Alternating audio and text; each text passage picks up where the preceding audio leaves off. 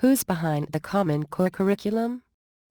Like so many education reform initiatives that seem to arise out of nowhere, the Common Core state standards is another of these sweeping phantom movements that have gotten their impetus from a cadre of invisible human beings endowed with inordinate power to impose their ideas on everybody. For example, the idea of collecting intimate personal data on public school students and teachers seems to have arisen spontaneously in the bowels of the National Center for Education Statistics in Washington. It required a small army of education psychologists to put together the data handbooks, which are periodically expanded to include more personal information.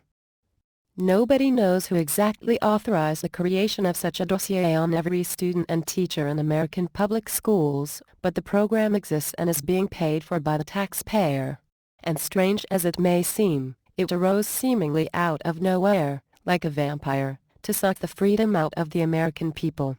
Unlike Santa's elves who work behind the scenes to bring happiness to children, these subterranean phantoms work overtime to find ways of making American children miserable.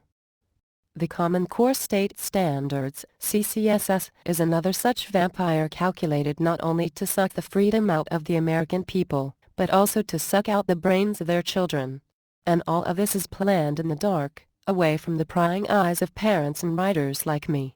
Ask any educator, who is the author of the Common Core Standards? And they will not be able to tell you. So I decided to look into the origin of the CCSS. It is said that it originated with the National Governors Association, NGA. When and where? At what meeting?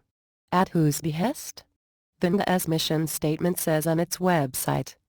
The Common Core State Standards provide a consistent, clear understanding of what students are expected to learn, so teachers and parents know what they need to do to help them. The standards are designed to be robust and relevant to the real world, reflecting the knowledge and skills that our young people need for success in college and careers. With American students fully prepared for the future, our communities will be best positioned to compete successfully in the global economy. Sounds wonderful. But why do we need it? Why are we reinventing the wheel? Didn't our public schools provide a decent education for the greatest generation when they were in school? That generation not only learned enough to win World War II but also enough to create the scientific foundation of our high-tech society. The only reason why we need the CCSS is because all of these graduate educationists need something to do to justify their degrees and the salaries that go with them. And of course the new curriculum will cost billions of dollars, which will enable these vampires to live in the style to which they've become accustomed. By the way, if you object to my referring to these people as vampires, feel free to use your own designations. The CCSS adds nothing to what we know about how to teach reading. It adds nothing to how we teach arithmetic and mathematics. It adds nothing to how we teach history, geography, and the social studies. In short, it is a fraud to get the American taxpayer to shell out big bucks for something that we already know how to do. Yes, science has greatly expanded, but it also expanded from 1850 to 1950 and didn't require a different methodology from the scientific method developed by the great scientists of the past. We may have better equipment which students of science must learn to operate, but the scientific method has not changed. And of course, the CCSS were made to be as complicated as possible so that no parent or normal human being could understand them. For example, there is something called Common Core State Standards Official Identifiers and XML Representation.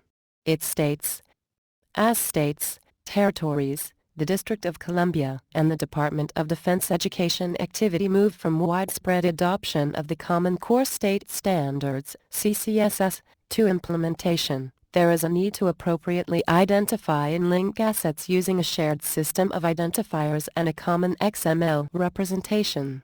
The Council of Chief State School Officers, CSO, and National Governors Association Center for Best Practices, NGA Center, working closely with the standards authors, have released an official, viable approach for publishing identifiers and XML designation to represent the standards, consistent with their adopted format, as outlined below.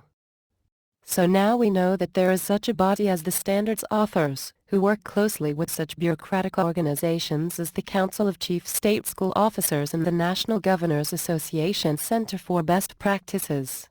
And to make sure that the standards are being correctly implemented, we read the following in typical vampire language.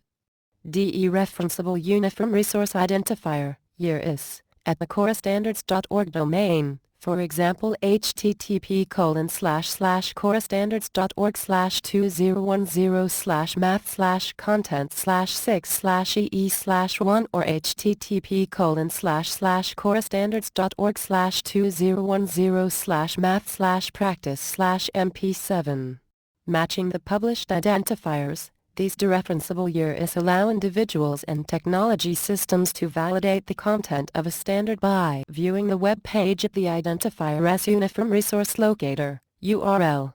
The NGA Center and CSO strongly recommend that www.corestandards.org remain the address of record for referring to standards.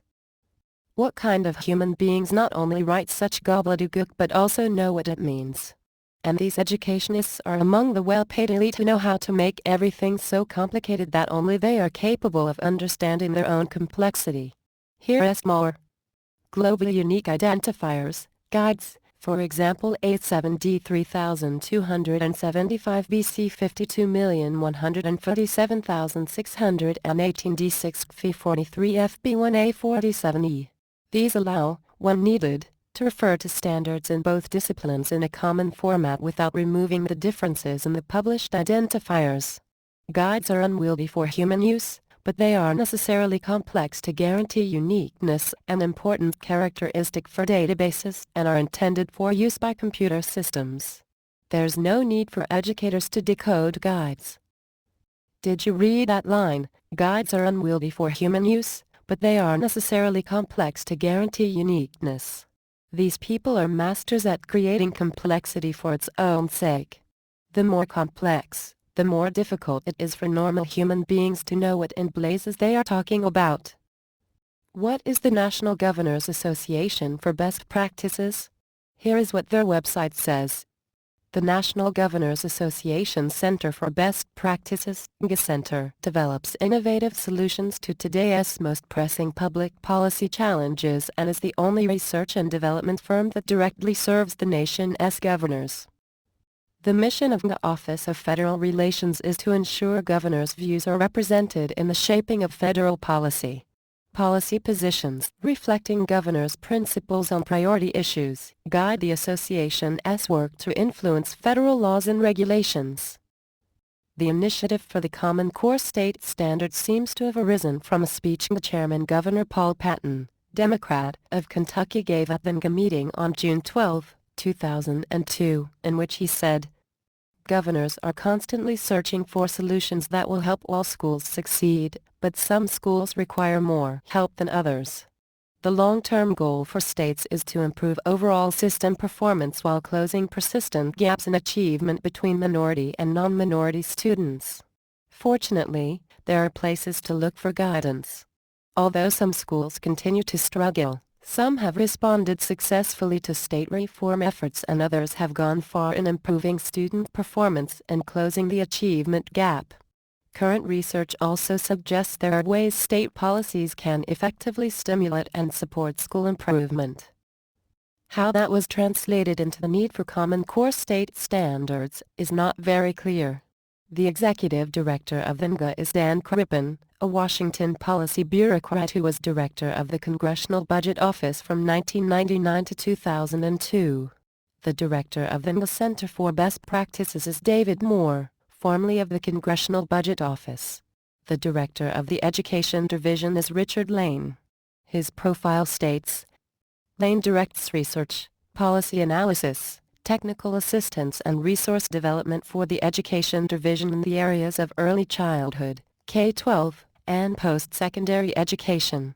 The Education Division is working on a number of key policy issues relevant to governors' efforts to develop and support the implementation of policy, including birth to third-grade access, readiness and quality, the Common Core State Standards, STEM and related assessments, teacher and leader effectiveness, turning around low-performing schools, high school redesign, competency-based learning, charter schools and post-secondary, higher education and workforce training, access, success and affordability. The division is also working on policy issues related to bridging the system divides between the early childhood, K-12 and post-secondary systems. Well, now we know who's in charge of the Common Core state standards. What is Mr. Laney's background? Previous positions: Director of Education, the Wallace Foundation, Director of Education Policy and Initiatives, Illinois Business Roundtable, Associate Superintendent for Policy, Planning and Resource Management, Illinois State Board of Education, Executive Director, Coalition for Educational Rights, Executive Secretary, Committee for Educational Rights, School Finance Analyst, Chicago Panel on Public School Policy and Finance, Associate Director, California Democratic Congressional Delegation. Education, MPP, MBA, and Certificate of Advanced Study in Education Administration and Public Policy, University of Chicago, BA, University of California, Santa Barbara. Obviously, Mr. Lane is one of those invisible bureaucrats who create policies for the governors, few of whom ever read them. He was Associate Director of California's Democratic Congressional Delegation, which includes some of the worst left-wing members of Congress. He is also in charge of birth to third grade access, which the National Education Association strongly favors. Among Mr. Laney's staff is Albert Watt, whose expertise is early childhood education. His profile states, Watt provides state policymakers with analyses and information on promising practices in the latest research in early childhood education policy from birth to third grade. His work focuses on preschool education systems and alignment of early childhood and early elementary practices and policies, including standards, assessments and data systems. Previous positions: Research Manager, Senior Research Associate and State Policy Analyst, the Pew Charitable Trust, Pew Center on the States, Pre-K Now. Education, Master of Arts in Education Policy Studies, the George Washington University, Nonprofit Management Executive Certificate, Georgetown University, Master of Arts in Education, with focus in Social Sciences in Education and Bachelor of Arts in Psychology, with distinction, Stanford University. Like so many Washington policy wonks, Mr. Watt has to justify his bureaucratic position by thinking up new ways to create costly education reform that no freedom-loving citizen wants.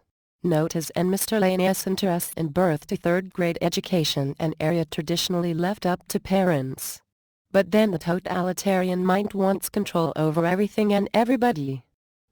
In other words, the Common Core state standards have no more legitimacy than the plans of your local village idiot to reform education. They are the thought emanations of those who have nothing better to do. Yet, they will cost the American taxpayer billions of dollars and make American public education more confusing than ever.